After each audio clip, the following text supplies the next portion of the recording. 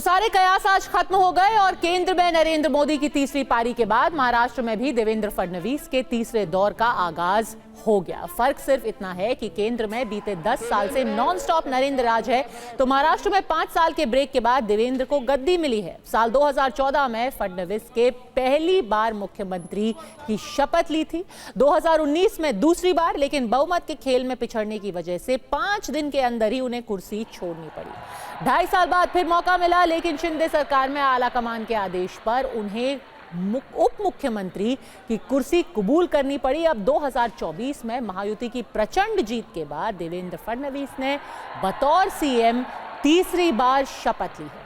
23 नवंबर यानी महाराष्ट्र के नतीजे वाले दिन से ही करीब करीब ये साफ था कि सीएम का ताज उन्हें मिलेगा। ऐसे में बीजेपी और फडणवीस के विरोधी इसे पेशवाई की वापसी बताने लगे। पेशवा यानी मराठा साम्राज्य में प्रधानमंत्री का वो पद जो ब्राह्मणों के पास था, जिन्हें 1750 में सत्ता की कमान भी मिली। महाराष्ट्र की मराठा बहुल राजनीति में ब्राह्मणों को मुख्यमंत्री की गद्दी मिलने की तुलना पेशवाई से अक्सर की जाती है, क्योंकि इस राज्य में मराठा 30% तो ब्राह्मण महज 8 से 10% बताए जाते हैं। इस सियासी हिसाब किताब के बीच 4 दिसंबर को बीजेपी के विधायकों ने मुहर लगा दी कि उनके नेता देवेंद्र फडणवीस ही होंगे। बड़ी बात यह भी कि फडणवीस ऐसे दूसरे ब्राह्मण नेता हैं जिन्हें महाराष्ट्र में मुख्यमंत्री की गद्दी मिली है। उन्हें यह ओहदा मिलना इसलिए भी महत्वपूर्ण है क्योंकि महाराष्ट्र का पूरा चुनाव आप याद करें तो जाति के मुद्दे के इर्द गिर्द ही हुआ था। मराठा बनाम ब्राह्मण, अगरा वर्सेस पिछड़ा, चुनावी माहौल में इस तरह के नैरेटिव खूब बनाए गए। कांग्रेस और विपक्षी गठबंधन का फोकस भी संविधान और ओबीसी, एससी, एसटी और मुस्लिमों पर ज्यादा था। राहुल गांधी हमेशा की तरह ही यहां पर भी अपने चुनाव प्रचार के दौरान कहते रहे कि देश की 90% आबादी के हाथ में कुछ नहीं है और सिर्फ 10% यानी कि सवर्णों, अगड़ों के हाथ में सत्ता की कमान दे दी गई है। उन्होंने वैसे तो कभी पेशवाई या फिर ब्राह्मणों का नाम नहीं लिया, लेकिन कहने का मतलब यही था कि देश में आज भी एक तरीके से ब्राह्मणवाद हावी है, इसीलिए बार बार उस 10% की बात की जाती थी। लेकिन ये सारे आरोप और नैरेटिव कम से कम महाराष्ट्र के नतीजों और मुख्यमंत्री के चयन से गलत साबित हो गया और आज से एक बार फिर इस प्रदेश की राजनीति में देवेंद्र युग की शुरुआत हो गई है। महाराष्ट्र में मराठा आरक्षण आंदोलन के दौरान भी निशाने पर फडणवीस ही रहे। उन्हें मराठा समाज का दुश्मन तक बताया गया, लेकिन उन्होंने जनादेश से मराठी मानुस, पार्टी नेतृत्व और गठबंधन हर किसी का दिल जीत लिया और ये आंकड़े भी बताते हैं।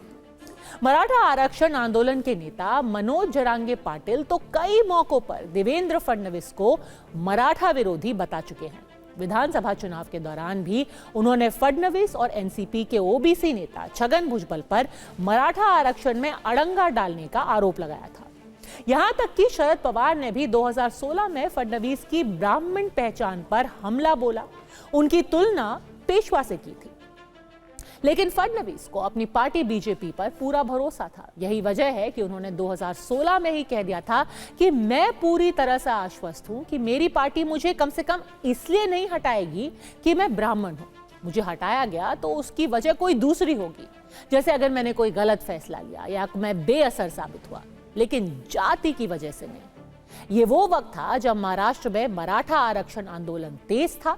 इस तरह की अटकलें भी थी कि राज्य के दूसरे ब्राह्मण सीएम अपना कार्यकाल पूरा कर पाएंगे या नहीं, लेकिन उन्होंने ऐसी आशंकाओं को गलत साबित किया और 5 साल का अपना कार्यकाल पूरा किया। महाराष्ट्र में मराठा समुदाय सबसे ताकतवर माना जाता है। अब तक ज्यादातर मुख्यमंत्री इसी समुदाय से रहे हैं, लेकिन बीजेपी के देवेंद्र फडणवीस ने इस ट्रेंड को तोड़ दिया। 1960 में मराठी भाषी राज्य महाराष्ट्र के गठन के बाद यशवंतराव चव्हाण सीएम बने, वो मराठा थे। 1962 में दूसरे मुख्यमंत्री बने मारोतराव कन्नमवार, वो ओबीसी थे, लेकिन ज्यादा दिन वो कुर्सी पर रह नहीं सके। 1963 से 1980 तक 5 मुख्यमंत्री बने और सभी मराठा थे।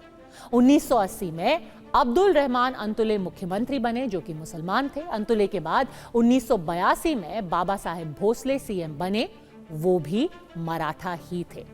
महाराष्ट्र की राजनीति में आखिर थोड़ा बदलाव 1995 में जाकर आया और पहली बार शिवसेना बीजेपी की गठबंधन सरकार बनी तो बाल ठाकरे ने ब्राह्मण नेता मनोहर जोशी को मुख्यमंत्री बनाया। लेकिन पार्टी में ही उनका विरोध शुरू हुआ तो 1999 में मराठी नेता नारायण राणे को फिर मुख्यमंत्री बना दिया गया। 99 में कांग्रेस एनसीपी की गठबंधन सरकार सत्ता में आई तो मराठी नेता विलासराव देशमुख को एक बार फिर से कमान मिली। उनके बाद 2003 में दलित नेता सुशील कुमार शिंदे मुख्यमंत्री बने। 2004 में एक बार फिर देशमुख की सीएम के तौर पर वापसी हुई, लेकिन 2008 में उनकी जगह पहले अशोक चव्हाण और फिर पृथ्वीराज चव्हाण को सीएम की कुर्सी सौंपी गई और दोनों ही मराठा नेता थे। 2014 में नतीजे आने के बाद कुछ दिनों तक राष्ट्रपति शासन रहा और फिर बीजेपी के देवेंद्र फडणवीस सीएम बने, जो कि ब्राह्मण कम्युनिटी से आते हैं। 2019 के चुनाव के बाद थोड़े दिनों के लिए राष्ट्रपति शासन फिर रहा और फिर दूसरी बार फडणवीस 5 दिन के लिए मुख्यमंत्री बने, लेकिन कांग्रेस एनसीपी की मदद से फिर शिवसेना के उद्धव ठाकरे, जो कि फिर मराठा हैं, वो मुख्यमंत्री बन गए। 2022 में शिवसेना टूटी, बीजेपी की मदद से मराठी नेता एकनाथ शिंदे मुख्यमंत्री बने और अब 2024 में एक बार फिर से फडणवीस मुख्यमंत्री बनकर उन्होंने अपनी वापसी की है। महाराष्ट्र में आमतौर पर मराठा वोट बैंक को बीजेपी विरोधी बताया जाता रहा, लेकिन इस बार यह भी मिथक टूट गया। सीएसडीएस लोक नीति के सर्वे के मुताबिक महाराष्ट्र में उच्च वर्ग के 25% लोगों ने एमवीए को वोट दिया तो 63% ने महायुति के पक्ष में मतदान किया।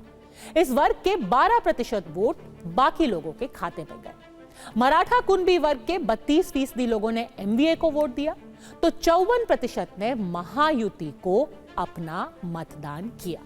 अन्य ओबीसी के 26% लोगों ने एमवीए का समर्थन किया तो 60% महायुति की तरफ गए। अब बात करें अगर हम एससी वर्ग की, तो वहां के 25% लोगों ने अघाड़ी को वोट किया और 34% का वोट आया महायुति की तरफ। 41% ने अन्य को वोट दिया।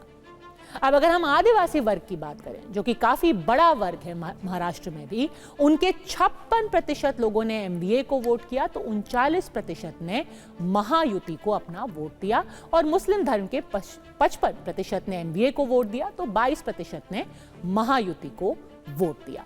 कहने का मतलब यह है कि देवेंद्र फडणवीस की लीडरशिप में अलग अलग वर्ग के लोगों का वोट महायुति को मिला, यानी अघाड़ी को महायुति के मुकाबले सिर्फ आदिवासियों और मुसलमानों के ही वोट ज्यादा मिले। जो सारी कोशिश की जा रही थी यह दिखाने की कि देवेंद्र फडणवीस महज एक ब्राह्मण नेता हैं, इसके विपरीत अलग अलग वर्गों का वोट वो अपनी पार्टी और अपने गठबंधन की तरफ ला पाए। आप ये कह सकते हैं कि ये कमाल देवेंद्र फडणवीस की रणनीति से हुआ, जो राज्य के दूसरे ब्राह्मण मुख्यमंत्री हैं। पहले थे मनोहर जोशी।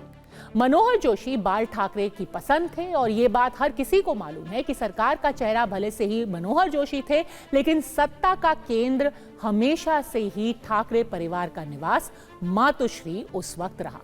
एक तो मनोहर जोशी अपना कार्यकाल पूरा नहीं कर पाए और दूसरा अगले 15 साल तक शिवसेना और बीजेपी गठबंधन सत्ता से बाहर हो गया। लेकिन 2014 में जब फडणवीस सीएम बने तो उनके चेहरे पर गठबंधन ने लगातार तीसरा चुनाव जीता है। ये और बात है कि पिछली बार उद्धव ठाकरे ने गठबंधन तोड़ा और कांग्रेस एनसीपी की मदद से मुख्यमंत्री बने। देवेंद्र फडणवीस के महाराष्ट्र के मुख्यमंत्री बनने के बाद अब देश में 4 राज्यों की कमान ब्राह्मणों के पास है। इनमें है असम के हेमंत बिस्व शर्मा, राजस्थान के भजन लाल शर्मा और पश्चिम बंगाल की ममता बनर्जी। यानी कि 4 में से 3 राज्यों में बीजेपी की ही सरकार है और 3 मुख्यमंत्री बीजेपी के हैं। इन दिनों 14 राज्यों में बीजेपी के मुख्यमंत्री हैं। इन राज्यों में 3 में ब्राह्मण, 2 में ठाकुर, 4 राज्यों में ओबीसी, 2 में एसटी, 1 में मराठा, 1 में मैतेई और 1 में बौद्ध मुख्यमंत्री सत्ता पर काबिज है। हालांकि किसी राज्य में एससी वर्ग के मुख्यमंत्री तो नहीं है, लेकिन बीजेपी ने इस वर्ग के नेताओं को उप मुख्यमंत्री की कुर्सी जरूर दी है। देश की राजनीति में मंडल युग आने के बाद मुख्यमंत्रियों के जाति गणत में बदलाव हुआ, वरना आजादी के बाद जब 22 राज्यों में चुनाव हुए तो उनमें से 13 राज्यों में ब्राह्मण मुख्यमंत्री चुने गए थे। जाहिर है तब कांग्रेस का ही युग था और कांग्रेस के ज्यादातर मुख्यमंत्री ऊंची जातियों के ही थे। अब इसे जातिवाद कहिए या फिर कुछ और, ये आंकड़े भी इतिहास के पन्नों में दर्ज है। ये बात सच है कि राजनीति बेहद तेजी से जाति के आधार पर ध्रुवीकरण हो रहा है। इस जाति की राजनीति का ध्रुवीकरण पूरे देश में देखा जा रहा है। महाराष्ट्र में भी ऐसा ही हुआ, जहां तथाकथित ऊंची जातियों बनाम बाकी का नैरेटिव गढ़ा गया था। यहां तक कि जब 2014 में देवेंद्र फडणवीस को पहली बार सीएम बनाया गया तो इसे मराठा पहचान पर हमले के रूप में बार बार पेश किया गया। लेकिन पिछले 10 सालों में महाराष्ट्र में जिस तरह की राजनीति हुई है और भारी जनादेश के साथ अब की बार फडणवीस की वापसी हुई है, वो क्या बताती है? क्या यह संदेश है कि आखिर में जनादेश एक नेता को मिलता है उसकी क्षमता के आधार पर, ना कि सिर्फ उसकी जाति, समुदाय या पहचान के आधार पर। बात अब बांग्लादेश की करते हैं, जहां हालत लगातार उतने ही खौफनाक है। लेकिन अंतरिम सरकार के मुख्य सलाहकार मोहम्मद यूनुस सब कुछ ठीक होने का दावा कर रहे हैं, बल्कि इसके लिए भारतीय मीडिया को जिम्मेदार ठहराया जा रहा है। कहना क्या है बांग्लादेश की सरकार का कि भारतीय मीडिया झूठा प्रोपेगेंडा फैला रही है। इसके अलावा मोहम्मद यूनुस ने यह भी कहा कि शेख हसीना सरकार के दौरान बांग्लादेश में सब कुछ नष्ट हो गया, उसे अब ठीक करने के लिए वक्त लग रहा है। एक बार जब सुधार हो जाए उसके बाद ही बांग्लादेश में चुनाव कराए जाएंगे। दरअसल मोहम्मद यूनुस जो कुछ भी कह रहे हैं वो कट्टरपंथियों का एजेंडा है और वो कट्टरपंथी पाकिस्तान के इशारे पर काम कर रहे हैं, जिसमें सबसे बड़ा मंसूबा है भारत का विरोध। यानी पाकिस्तान की खुफिया एजेंसी ने ब्लूप्रिंट तैयार किया जिसमें भारत और बांग्लादेश के संबंधों को पूरी तरह खत्म किया जाए और फिर पाकिस्तान बांग्लादेश की सरकार को अपने मन मुताबिक अपने एजेंडे के लिए इस्तेमाल करे।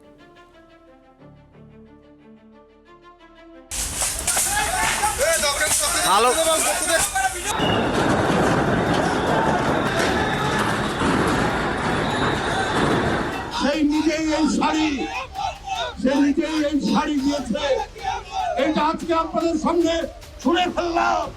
আর बांग्लादेश की हिंदुओं से नफरत। যে আগে শাড়ি কিনতো আমাদের মা বোনেরা, স্ত্রীরা, তারা আর ভারতের শাড়ি কিনবে না। बांग्लादेश की अल्पसंख्यकों से नफरत। আমরা তাদের দেশের পণ্য বর্জন করব। আমরা তাদের দেশের बांग्लादेश की भारत से नफरत। आए जुर्रत करे कोई आंख उठाकर बांग्लादेश की तरफ देखने की, उसकी आंखें निकाल देंगे। जिस बांग्लादेश को भारत ने पाकिस्तान की कैद से आजाद कराया, जिस बांग्लादेश की नींव भारत ने रखी, वही बांग्लादेश आज इतना बदल गया है कि भारत से बेइंतहा नफरत कर रहा है। दरअसल यही वहां के कट्टरपंथियों का षड्यंत्र है, जो पाकिस्तान के इशारे पर न सिर्फ बांग्लादेश में अल्पसंख्यकों पर अत्याचार कर रहे हैं, बल्कि भारत के खिलाफ साजिशों का जाल तैयार कर रहे हैं। और उस नफरत के कई सबूत हैं।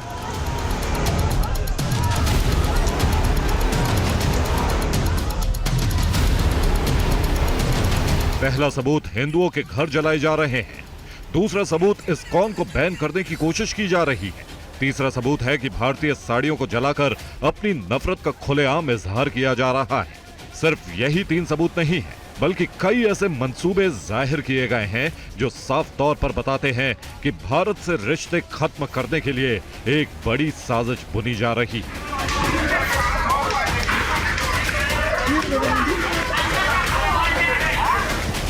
इसके पीछे बांग्लादेश के कट्टरपंथी हैं, जो पाकिस्तान की खुफिया एजेंसी ISI के इशारे पर काम कर रहे हैं, क्योंकि यही कट्टरपंथी बांग्लादेश को पाकिस्तान की तरह एक कट्टरपंथी इस्लामिक मुल्क बनाने पर आमदा है। जुर्रत करे कोई आंख उठाकर बांग्लादेश की तरफ देखने की, उसकी आंखें निकाल देंगे। जहां शरिया लॉ लागू हो, बांग्लादेश तबाही की तरफ बढ़ रहा है। भारत से संबंध खत्म करने के लिए रोज नया हथकंडा अपना रहा है। अब देखिए कैसे भारत से बांग्लादेश एक्सपोर्ट हुई साड़ियों को बकायदा एक प्रेस कॉन्फ्रेंस करके जलाया गया।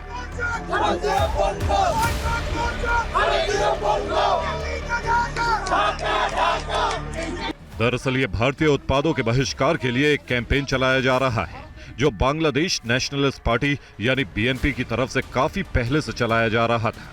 लेकिन अब शेख हसीना सरकार के तख्तापलट के बाद बीएनपी ने भारत विरोधी एजेंडे को धार देना शुरू कर दिया है। बीएनपी के जॉइंट सेक्रेटरी रूहुल कबीर रिजवी ने प्रेस क्लब के सामने साड़ियों को कार्यकर्ताओं को जलाने के लिए कहा, जिसके बाद भारतीय साड़ियां जलाई जाने लगी।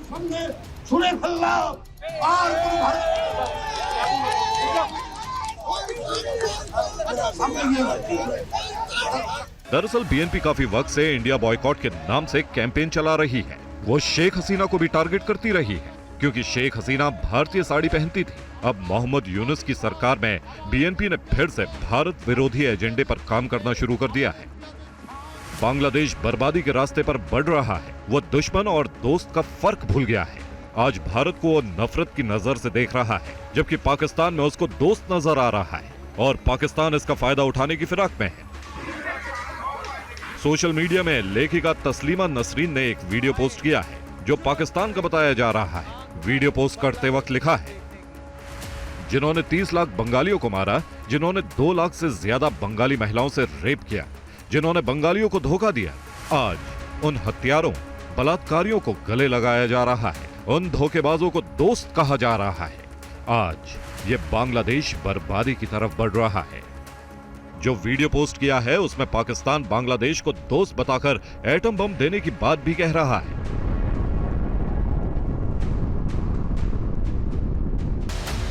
ये वही पाकिस्तान है जिसने बांग्लादेश में कत्लेआम मचाया था। अगर भारत ने मदद नहीं की होती तो बांग्लादेश कभी भी पाकिस्तान के चंगुल से आजाद नहीं हो पाता। लेकिन बांग्लादेश के कट्टरपंथी पाकिस्तान का गुणगान कर रहे हैं और पाकिस्तान दोस्ती का दिखावा कर रहा है। दरअसल यही पाकिस्तान की खुफिया एजेंसी आईएसआई की चाल है। वो बांग्लादेश का रिश्ता भारत से खत्म कराकर उस पर कब्जा करना चाहता है और कट्टरपंथियों को इसी काम पर लगाया हुआ है। तभी तो भारत के खिलाफ जहर उगल रहे हैं।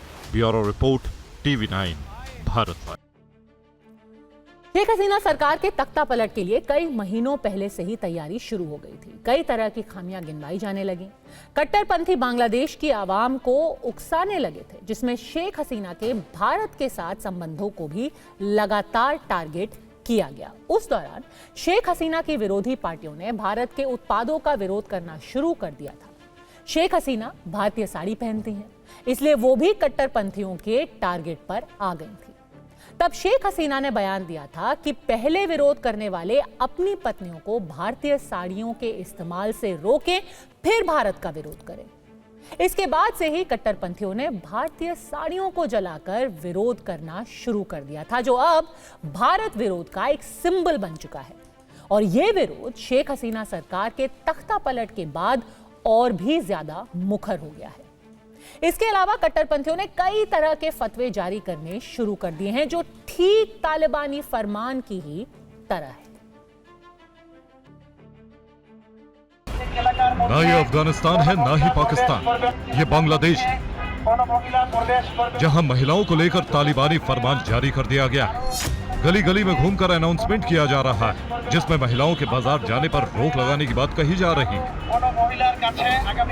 ये बांग्लादेश के कट्टरपंथी मुल्क में बदलने का सबसे ताजा और नया सबूत, यानी बांग्लादेश में हिंदुओं से हिंसा के बाद दूसरा टारगेट महिलाएं, जिन पर कट्टरपंथियों का हंटर चल गया है। एक तरफ महिलाओं पर पाबंदी से कट्टरपंथी इस्लामिक मुल्क बनने की तरफ बांग्लादेश बढ़ रहा है, दूसरी तरफ पाकिस्तान से नजदीकियां बढ़ाकर भारत विरोधी साजिशें रची जा रही हैं। बांग्लादेश की अंतरिम सरकार ने फैसला लिया है कि अब पाकिस्तानी नागरिकों को वीजा में ढील दी जाएगी। अब वो बिना सिक्योरिटी क्लियरेंस से बांग्लादेश पहुंच सकते हैं, यानी बांग्लादेश में बिना रोक टोक कोई भी पाकिस्तान आ सकता है। जबकि पहले फैसला लिया गया था कि बांग्लादेश में पाकिस्तान से इंपोर्ट किया जा रहा सामान भी बिना चेकिंग के पहुंच सकता है।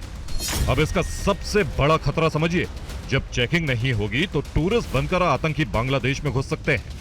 इसके अलावा शिप या फिर कार्गो जहाज से सामान के साथ गोला बारूद और हथियार पहुंचाए जा सकते हैं।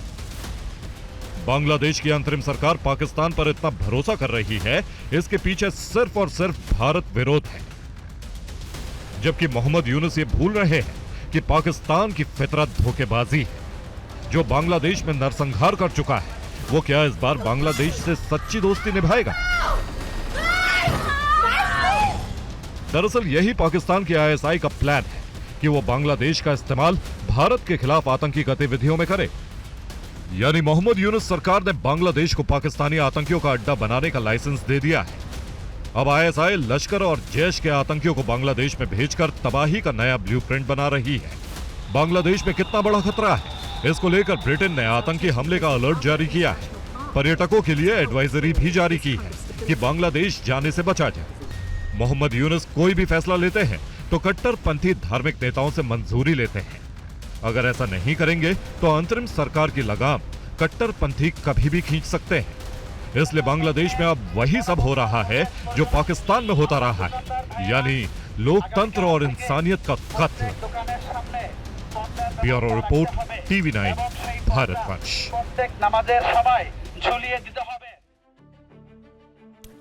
भारत के विरोध में मोहम्मद यूनुस सरकार लगातार कई फैसले ले चुकी है। बांग्लादेश की तरफ से कहा गया है कि भारत में मुसलमानों की स्थिति बेहद खराब है। हालात सुधारने के लिए यूएन को पीस कीपिंग फोर्स भारत के अंदर भेजनी चाहिए। इसके अलावा भारत बांग्लादेश बॉर्डर पर सर्वेलेंस शुरू कर दिया गया है। एक हाई अलर्ट जारी करके भारत की तरफ से आने वाले वाहनों और सामान पर रोक लगा दी गई है। साथ ही भारत के साथ कारोबारी रिश्ते खत्म करने की भी अब तैयारी की जा रही है। जबकि दूसरी तरफ पाकिस्तान ने बढ़ती नजदीकियां संकेत दे रही है कि कट्टरपंथी जमात और पाकिस्तान की खुफिया एजेंसी मिलकर भारत के खिलाफ लगातार षड्यंत्र, लगातार प्लान बना रहे हैं। जबकि मोहम्मद यूनुस को यह याद रखना चाहिए कि पाकिस्तान एक कर्ज में डूबा हुआ देश है, जो कट्टरपंथ की बेड़ियों में जकड़ा है, जो खुद बर्बादी की तरफ बढ़ रहा है। वो बांग्लादेश का भला कैसे कर पाएगा? परवा देश की अब बात बारूद से सुलगते सीरिया की जंग काफी विस्फोटक बनती जा रही है। पिछले 24 घंटों में सीरिया के हालात काफी बदल गए हैं। हालात ऐसे हैं कि राष्ट्रपति असद का तख्ता पलट कभी भी हो सकता है।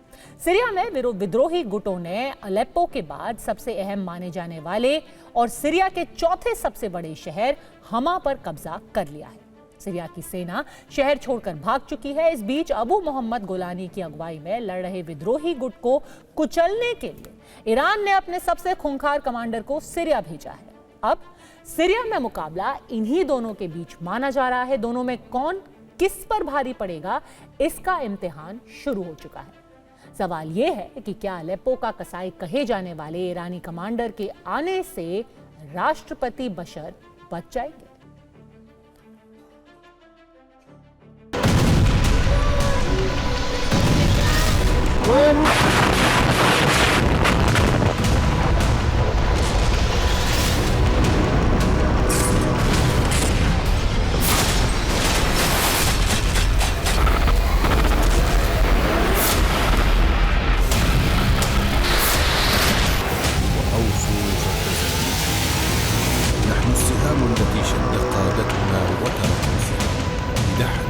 सीरिया में होने जा रहा है सबसे बड़ा खून खराबा।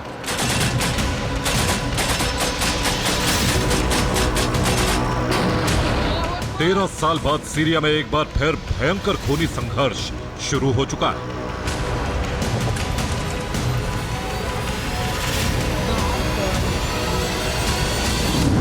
सीरिया की जंग में बूचर ऑफ अलेप्पो की एंट्री हो चुकी है।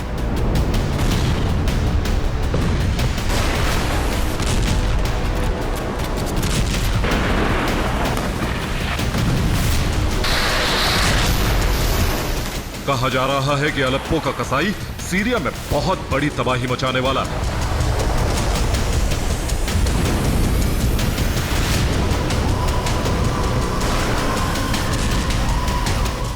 ईरान के खूंखार कमांडर जवाद गफ्फारी के सीरिया पहुंचने के बाद खूनी तांडव मचाने वाले विद्रोही गुट हयात तहरीर अल शाम का सरगना अबू मोहम्मद अल गोलानी भी बंकर से बाहर निकल आया है।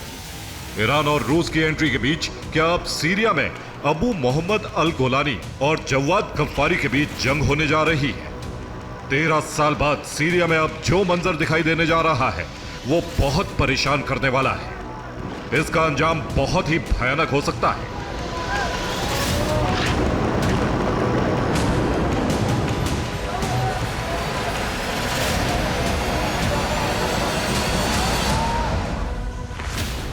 विद्रोही गुटों ने अलेप्पो के बाद सबसे अहम माने जाने वाले और सीरिया के चौथे सबसे बड़े शहर हमा पर कब्जा कर लिया। रिपोर्ट्स के मुताबिक हमा शहर के पास गोलानी के लड़ाकों ने सीरिया अरब आर्मी के हेलीकॉप्टर को मार गिराने का दावा किया। गोलानी की विद्रोही फोर्स एयर डिफेंस सिस्टम का भी इस्तेमाल कर रही है, जिसे उसने सीरिया के आर्मी बेस पर कब्जा करने के बाद हासिल किया है।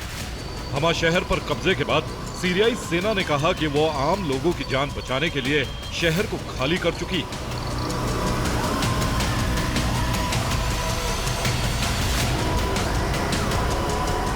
सीरिया में असद सरकार को बचाने के लिए ईरान और रूस पूरी कोशिश कर रहे हैं। इस बीच ईरान ने अपने खास कमांडर को सीरिया भेजा है। ईरान ने IRGC के टॉप कमांडर जवाद गफ्फारी को सीरिया में तैनात करके पूरे सीन को बदल दिया। सीरिया में ईरानी कमांडर गफ्फारी की एंट्री जिस तरह से हुई है, उससे साफ जाहिर है कि IRGC के इस जिद्दी कमांडर को कुछ भी करने के लिए खुली छूट दी गई है।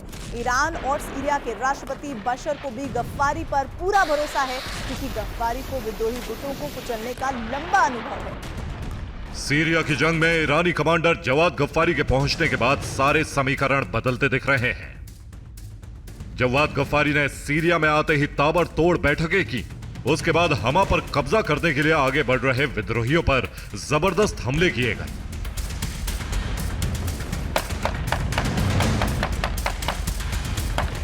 सीरियाई वायुसेना और रूसी वायुसेना ने विद्रोहियों के ठिकानों पर घातक बमों से हमले किए।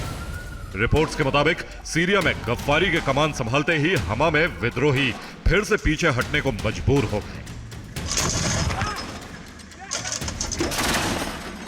इसके बाद विद्रोहियों का लीडर और हयात तहरीर अल शाम का सरगना अबू मोहम्मद अल गोलानी पहली बार बंकर से बाहर आया। गोलानी के बाहर आने और अपने लड़ाकों को फिर से मैदान में उतारने के बाद सीरिया की जंग काफी विस्फोटक हो गई है। सीरिया के राष्ट्रपति बशर अल असद की किस्मत अब गोलानी और गफ्फारी के बीच खूनी जंग पर टिकी है।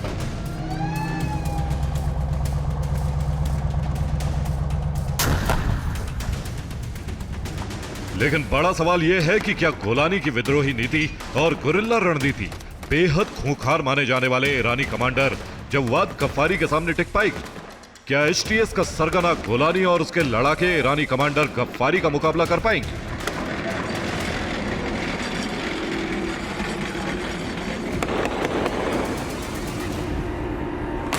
कहते हैं कि जावेद गफ्फारी को किसी का खून बहाने में जरा भी संकोच नहीं होता।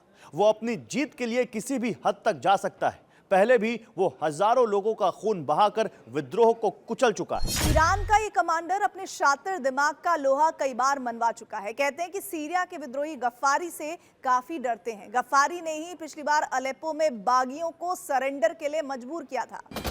गफ्फारी और गोलानी की इस टक्कर में कौन भारी पड़ेगा, ये तो वक्त बताएगा। लेकिन अभी एक सवाल सभी के मन में उठ रहा है कि आखिर किस बूते पर IRGC कमांडर गफ्फारी पर ईरान और सीरिया इतना भरोसा कर रहे हैं। तो आपको पहले कमांडर गफ्फारी के बारे में बताते हैं। जवाद गफ्फारी को अलेप्पो का कसाई भी कहा जाता है। गफ्फारी ने 2017 में सीरिया के विद्रोही गुटों से अलेप्पो शहर को वापस लेने की लड़ाई का नेतृत्व किया था। उसमें अलेप्पो के हजारों लोग मारे गए थे। इसके बाद से ही उसे अलेप्पो का कसाई नाम दिया गया। गफ्फारी 2011 में गृह युद्ध के दौरान सीरिया में तैनात होने वाले पहले IRGC कमांडरों में से एक था। सीरिया में 2011 से जारी गृह युद्ध के दौरान गफ्फारी ने सीरिया में कई साल बिताए थे। इस दौरान पहले अलेप्पो में IRGC मुख्यालय की कमान संभाली। बाद में सीरिया में IRGC और बासिज फोर्स के साथ साथ IRGC प्रॉक्सी बलों का मुख्य कमांडर बन गया। टाइम्स ऑफ इजराइल की एक रिपोर्ट के अनुसार अपनी सैन्य सफलताओं के बावजूद गफ्फारी को 2021 में सीरिया छोड़ना पड़ा था, क्योंकि उस पर अमेरिकी सेना पर हमला करने और वॉर क्राइम जैसे आरोप थे। गफ्फारी पर इसी साल सितंबर में अमेरिका ने बैन लगाया था। गफ्फारी पर विदेशों में ईरान के आलोचकों को निशाना बनाने का आरोप था। ऐसे में एक बार फिर गफ्फारी का दमिश्क पहुंचना सीरिया में ईरान के बढ़ते प्रभाव और असद सरकार के गंभीर संकट को जाहिर करता है। रिपोर्ट्स के मुताबिक गफ्फारी अपने लड़ाकू दस्ते और हिजबुल्लाह के कई लड़ाकों के साथ सीरिया में मोर्चा संभालेगा। अब आपको विद्रोही गुट हयात तहरीर अल शाम के सरगना अबू मोहम्मद अल गोलानी के बारे में बताते हैं, जिसका मुकाबला करने के लिए ईरानी कमांडर गफ्फारी को सीरिया भेजा गया।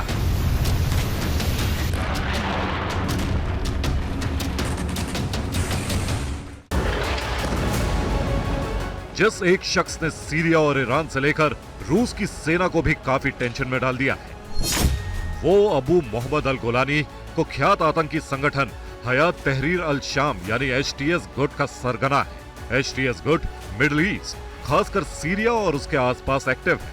उसने पिछले हफ्ते सीरिया में गृह युद्ध को भड़काकर उसके दूसरे सबसे बड़े शहर अलेप्पो पर दोबारा कब्जा कर लिया था।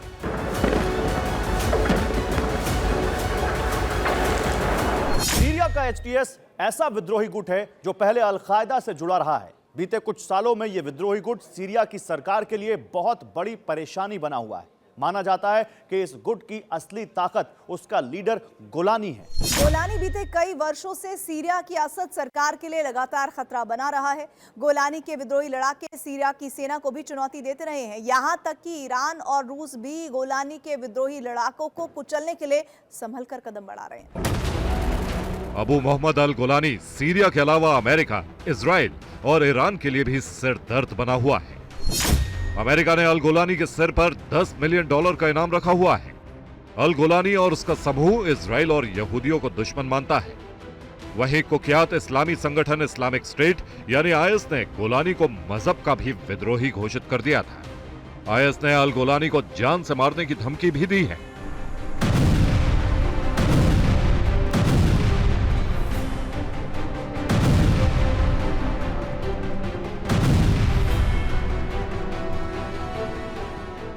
एक अमेरिकी चैनल ने दावा किया था कि गोलानी का असली नाम अहमद हुसैन है।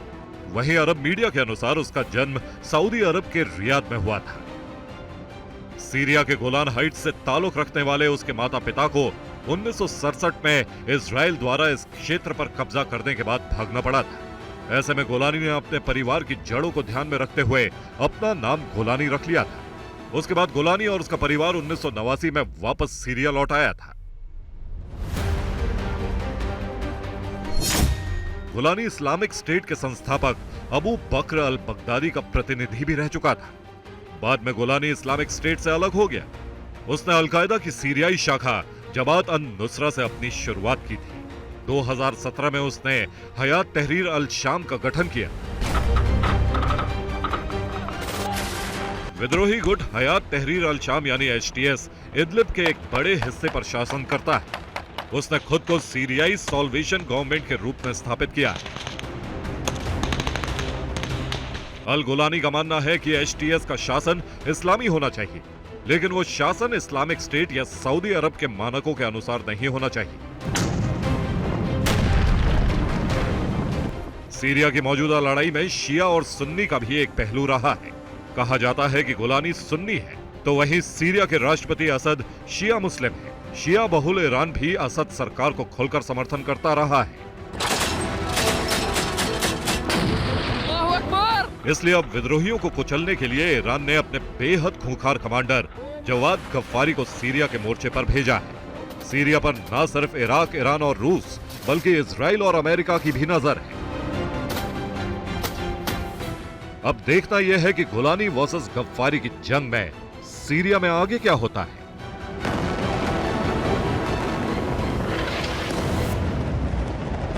Bureau report, TV9 Bharatvarsh. अब बात भारत के पावर पंच की। प्रधानमंत्री मोदी की पहल पर शुरू किए गए मेक इन इंडिया प्रोग्राम की गूंज आज पूरी दुनिया में सुनाई दे रही है। रूस के राष्ट्रपति व्लादिमीर पुतिन भी पीएम मोदी के मेक इन इंडिया प्रोग्राम के कायल हो गए हैं। उन्होंने ऐसे शानदार कार्यक्रम से भारत में स्थिर हालात पैदा करने वाली सरकार की नीतियों के लिए प्रधानमंत्री मोदी की काफी तारीफ की। साथ ही पुतिन ने भारत में निवेश को बढ़ाने का भी वादा किया है।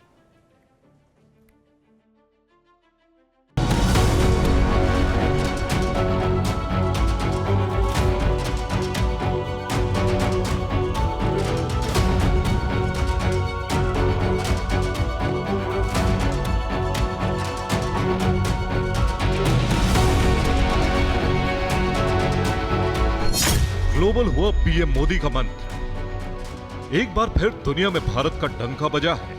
दुनिया में एक बार फिर मोदी मॉडल की तारीफ हो रही है।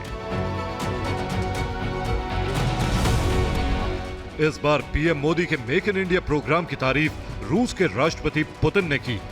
पुतिन ने मेक इन इंडिया की तारीफ करते हुए कहा कि इस प्रोग्राम की कामयाबी को देखते हुए रूस भारत में मैन्युफैक्चरिंग प्लांट बनाने को तैयार है। पुतिन ने कहा कि भारत का नेतृत्व अपने हितों को प्राथमिकता देने की नीति पर केंद्रित है। प्रधानमंत्री मोदी के पास मेक इन इंडिया नामक एक ऐसा कार्यक्रम है। हम भी भारत में अपना मैन्युफैक्चरिंग प्लांट बनाने के लिए तैयार हैं। भारत के प्रधानमंत्री स्थिर परिस्थितियां बना रहे हैं और ऐसा इसलिए है क्योंकि भारतीय नेतृत्व देश को प्राथमिकता देने की नीति पर चल रहा है। हमारा मानना है कि भारत में निवेश लाभदायक है। पुतिन ने भारत में लघु और मध्यम आकार के उद्यमों के लिए स्थिर परिस्थितियां बनाने की प्रयासों की भी मोदी सरकार की तारीफ की। बुधवार को मॉस्को में वीटीबी निवेश मंच को संबोधित करते हुए रूसी राष्ट्रपति पुतिन ने रूस के इंपोर्ट सब्स्टिट्यूशन कार्यक्रम और भारत के मेक इन इंडिया प्रोग्राम के बीच कई समानताएं बताई और इस बात पर जोर दिया कि भारत में मैन्युफैक्चरिंग ऑपरेशन स्थापित करने के लिए रूस जल्द पहल करेगा। रूसी राष्ट्रपति पुतिन ने यह भी कहा कि भारत की मौजूदा सरकार देश में विकास को प्राथमिकता देने की नीति पर चल रही है। ऐसे में किसी भी देश के लिए भारत में निवेश के अनुकूल माहौल है। आपको बता दें कि भारत की अर्थव्यवस्था में रूस की कंपनी रोसनेफ्ट की तरफ से 20 बिलियन अमेरिकी डॉलर का सबसे बड़ा निवेश कुछ समय पहले ही हुआ है।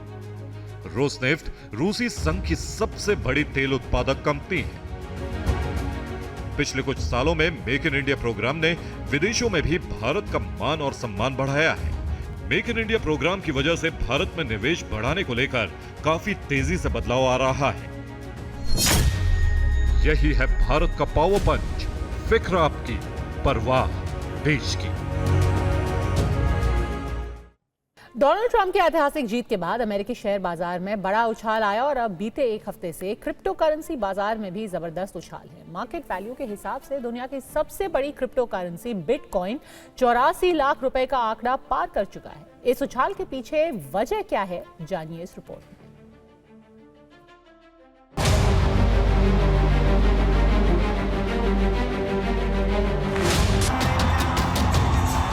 ऐतिहासिक जीत के बाद ट्रंप ने अपना सिग्नेचर डांस किया और इसी तरह अमेरिका के शेयर बाजार और क्रिप्टो करेंसी भी झूमने लगे।